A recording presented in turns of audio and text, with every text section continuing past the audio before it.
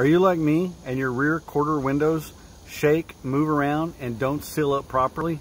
Well, we're going to take care of that today. Let's watch and see how. Randino the Randini here, and I'm going to tackle the window guide rod base on this 1990 Mustang.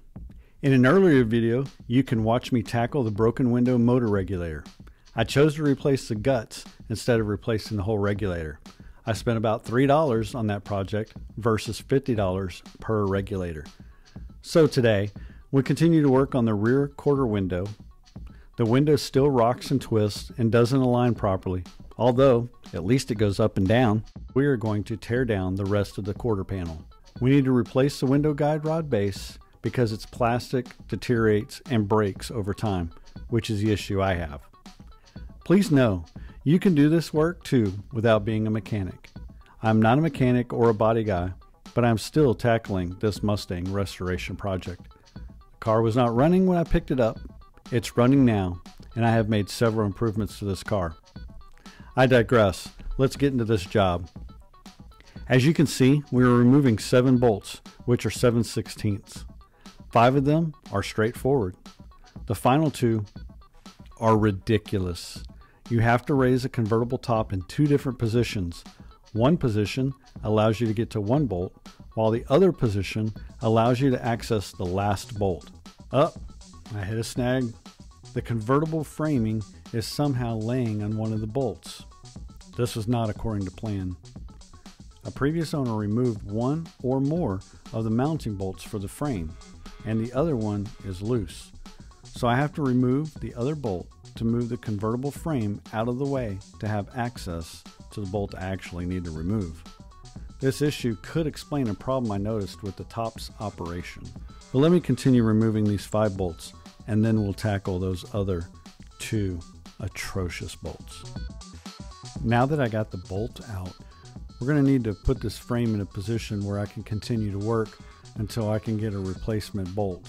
So let's go ahead and get this put back in. It took me a lot of patience and attempts to figure out the convertible's top positioning.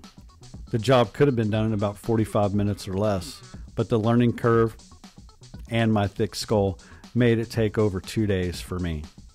Let's take a look to see what we needed to do to get those bolts out.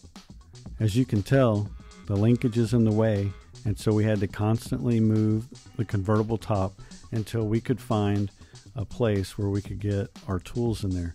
As you can see, the camera's also having trouble getting into a good space to actually film where these bolts are. This one here is the closer of the 2, and now we can see the second one. It was a little more difficult, and we had to have the convertible top all the way up.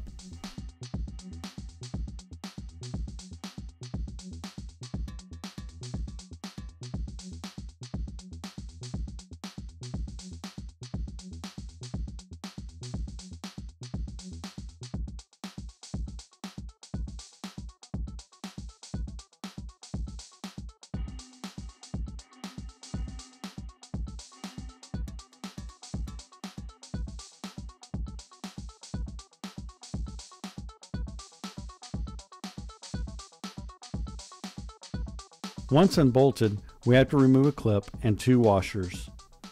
Now I can remove the plate, which has the motor regulator and window gear all attached. We remove the window from the guide rod by sliding it up over the top. Do not remove the set of brackets attached to the window. You'll make the job way worse because then you have to adjust how the window tilts, angles, so please, just leave the brackets attached to the window. Next is unbolting the guide rod. The rod is attached to the base with a stem and a carter pin. With the guide rod removed from the base, we drill out the rivets attached to the metal plate that secures all of this to the car. After drilling out the rivets, I still had to remove the remaining heads because the way I do things, it just didn't come apart. Luckily, for me, I had to chisel them off because I don't own a Dremel. If you have a Dremel, you're going to be done lickety split. Now we can put the new metal base on the plate and attach the guide rod. Just like when we removed the guide rod, we're going to put it in with a stem and a cotter pin, and then we're all set.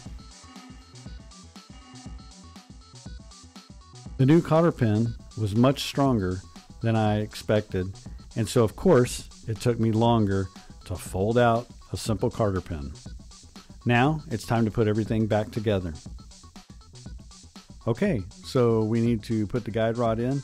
Don't forget to attach the window before you tighten the guide rod. You need to have the maneuverability to get the window on the rod.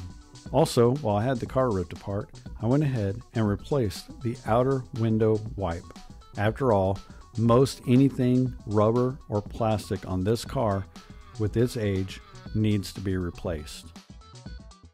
While we're reinstalling the plate, we're going to put bolts back in, and I do realize that now that I know the positioning for the convertible top, putting the bolts back in is not nearly as difficult as taking them out, especially now that I'm using elbows for the sockets.